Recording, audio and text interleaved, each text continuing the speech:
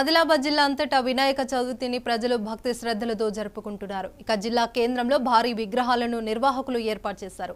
కొనుగోలు కేంద్రాల నుండి మేళతాళాల మధ్య మండపాలకు విగ్రహాలను తరలించారు. పండగ సంబరాలతో ఎక్కడ చూసినా కోలాహల వాతావరణం కనిపించింది.